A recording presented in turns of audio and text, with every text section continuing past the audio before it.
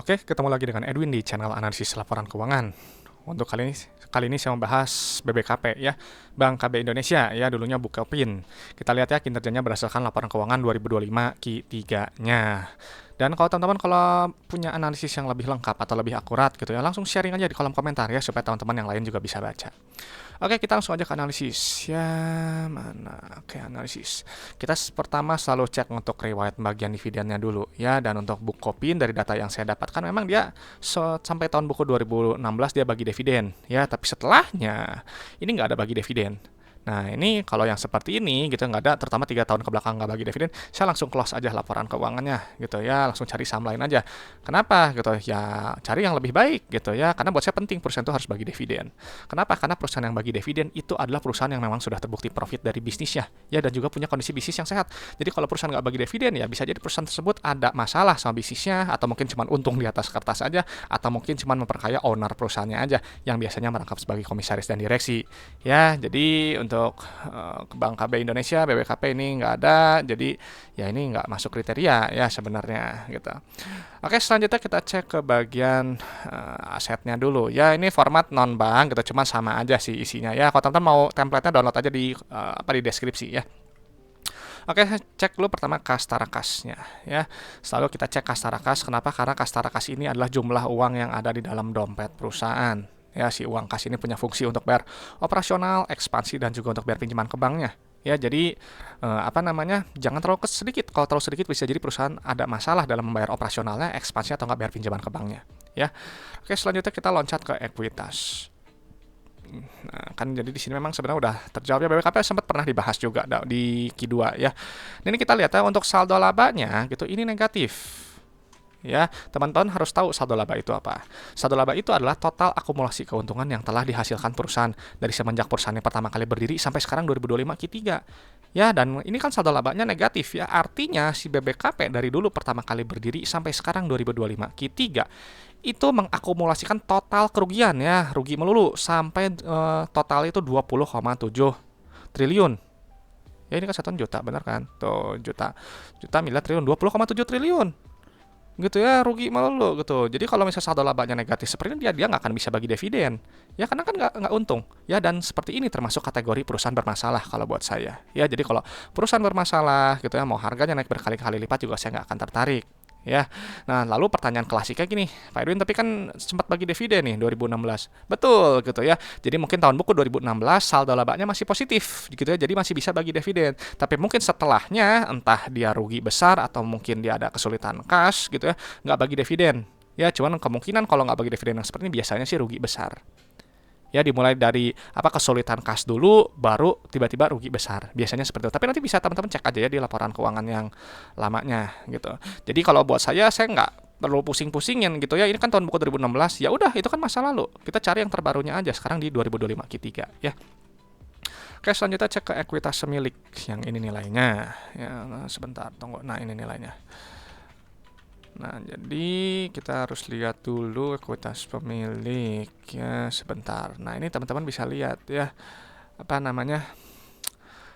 di sini PBV-nya untuk perusahaan ya, untuk perusahaan yang masih defisit ya, rugi terus, nggak bagi dividen, harganya premium ya di 1,6. Selanjutnya kita cek ke bagian ininya dulu ya, profitabilitasnya. Kita cek pendapatannya. Di sini ada dua ya, ada bunga dan syariah, berarti tinggal dijumlah aja keduanya. Ini ada nilainya. Penting ya untuk lihat pendapatan, karena pendapatan ini adalah pos keuangan yang menunjukkan pertumbuhan perusahaan. Perusahaan yang baik bertumbuh, pendapatannya cenderung naik. Artinya barang atau jasa yang dijual perusahaan dibutuhkan oleh pasar. Ya, dan untuk kinerja pendapatannya ya ini turun sekitar 0,98% atau turun sekitar 40,4 miliar ya.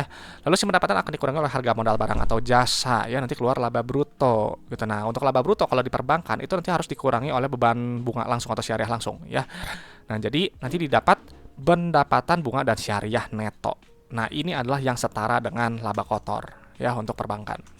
Nah, penting melihat laba kotor. Kenapa? Karena si laba bruto ini untuk melihat inti efisiensi perusahaan dan juga untuk melihat kemampuan perusahaan menempatkan harga jual barang atau jasanya di atas harga modalnya ya, lewat gross profit margin gitu. Jadi kalau misalnya ini 22%, artinya teman-teman kalau misalnya jual barang 100.000 atau jasa 100.000, itu ambil profit kotornya 22.000 Ya, nah 78.000-nya itu adalah harga modal barang atau jasanya gitu. Jadi cari perusahaan dengan laba bruto sebesar mungkin, GPM-nya setinggi mungkin sesuai dengan sektornya. Karena semakin besar laba bruto nanti semakin besar laba bersih.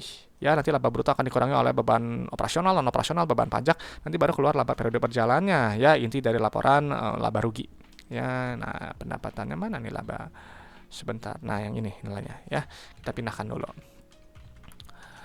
Nah, di sini memang bagus ya. Kenapa? Karena sebelumnya kan dia rugi besar tuh ya, sekarang udah mulai untung kembali gitu. Jadi ini baik, sudah ada perbaikan kinerja dari sisi profitabilitasnya. Cuman kalau tanya kapan bagi dividennya, ya hitung aja gitu ya. Ini defisitnya harus dikurangi aja ini. Dibagi ini gitu perlu berapa tahun gitu ya. Untuk baru bisa bagi dividen lagi. Atau misalnya ada suatu periode misalnya keuntungannya jadi besar gitu, jadi bisa menghapus defisitnya, bisa aja gitu. Atau cara yang paling singkat ya lakukan kuasi reorganisasi ya gitu. Cuman itu saya bahas di Bumi ya. Jadi kalau teman-teman penasaran dengan kuasi reorganisasi, coba cek aja di Bumi Q3 atau Q2 ya, saya lupa. Nanti coba aja gitu ya, ditontonnya salah satunya. Oke, jadi di sini secara per memang ini mahal ya gitu. Jadi per ini 35, artinya kan per itu kan jumlah waktu dalam satuan tahun untuk balik modal berdasarkan earning per share. Jadi kalau beli BBKP gitu ya, holding periodnya setidaknya 35 tahun. Ya gitu, makanya premium gitu, mahal gitu. Makanya kenapa banyak investor cari yang PER di bawah 5, di bawah 10, karena lebih masuk akal, lebih murah secara laba bersihnya. Selanjutnya kita cek ke penerimaan kasnya. Ya, penerimaan kasnya ini berbeda dengan pendapatan ya. Kalau pendapatan itu sifatnya akrual. Jadi cuma diakui aja, dicatat di atas kertas aja ya.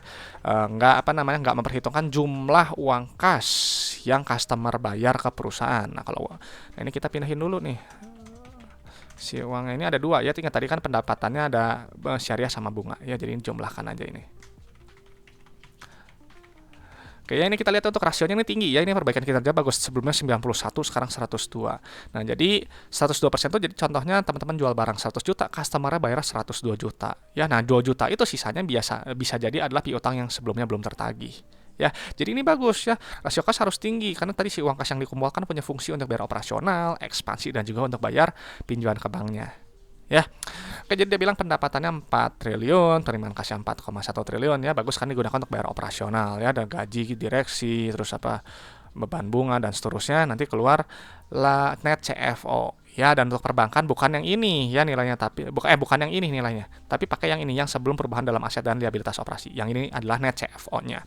Nah ini wajib positif seperti ini ya, artinya bisnisnya itu menghasilkan uang tunai. Jadi uangnya nggak cuma habis hanya untuk bayar operasional aja ya, ada uang nyatanya. Nah jadi memang untuk kinerja CFO-nya ini turunnya lumayan juga ya, turun 49%, hampir setengahnya gitu. Nah, tapi nggak apa-apa, dia masih positif ya. Cuman harapannya ke depan ya CFO kalau bisa lebih baik lagi, lebih tinggi gitu ya kinerjanya. Nah, lalu untuk CFO yang kedua ini berkaitan dengan ekspansi kredit ya. Jadi kalau misalnya nilai positif gitu ya, berarti bank sedang menahan ekspansi kreditnya ya. Dari sini lihat nih ya, dia naik dari 2,6 sekarang jadi 3,5 ya. Jadi ya simpelnya itu tadi bank lebih menahan ekspansi kreditnya ya, jadi nggak mau agresif dulu gitu. Cuman memang pasti nanti harus dicek di satu-satu pos keuangan ya. Cuman saya sih nggak sampai sedetil itu, saya ambil sumnya aja ya di nilai finalnya ini.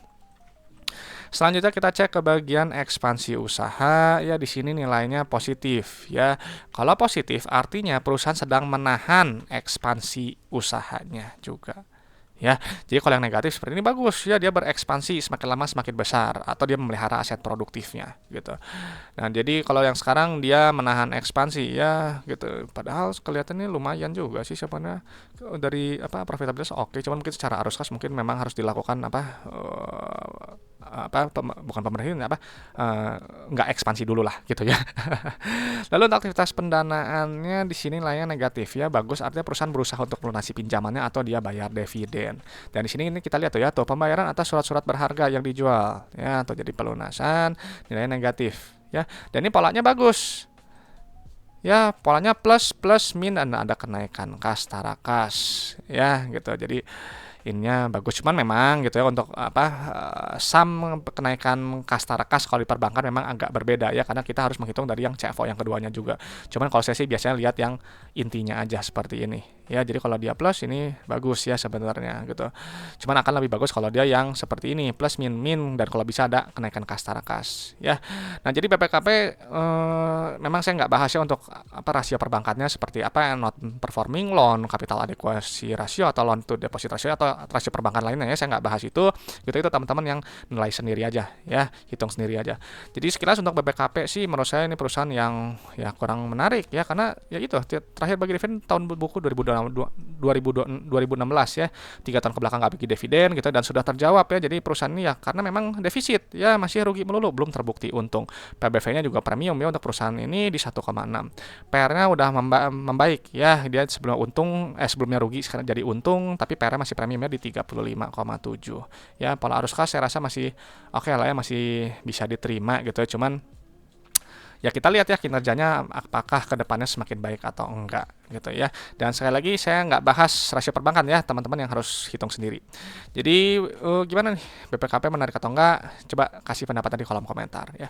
Dan selalu saya sampaikan bahwa analisis laporan keuangan itu hanyalah sebagian kecil dari fundamental ya, hanya menilai kinerja masa lalu sampai 2025 Q3 ya. Jadi untuk Q4 berjalan, tahun ini gimana, tahun depan bagaimana, teman-teman harus proyeksikan sendiri apakah masih bagus atau enggak ya. Dan sekali lagi saya sampaikan, saya hanya bahas kinerjanya aja ya berdasarkan laporan keuangan 2025 Q3-nya. Saya nggak bahas harga sahamnya ya, apakah mungkin naik atau turun saya nggak tahu ya, itu terserah market aja, market menghendakinya mau dihargai berapa sih BBKP ya. Dan untuk masalah valuasi ya, valuasi sifatnya subjektif dan relatif ya. Jadi di sini saya hanya bahas lewat PBV dan PER aja ya. Jadi kalau teman-teman ada metode valuasi yang lebih bagus, lebih baik, silahkan digunakan ya, karena berbeda untuk tiap orang ya. Oke, itu aja mungkin pendapatnya untuk BPKP ya. Kalau ada pertanyaan, ada request saham, langsung tulis aja di kolom komentarnya supaya nanti saya bahas gitu. Oke, terima kasih sudah menyimak teman-teman, semoga bermanfaat, semoga sharing dari saya ini bisa memperkaya pandangan teman-teman dalam menilai suatu perusahaan. Saya Edwin dari channel analisis laporan keuangan, sampai jumpa di video-video berikutnya.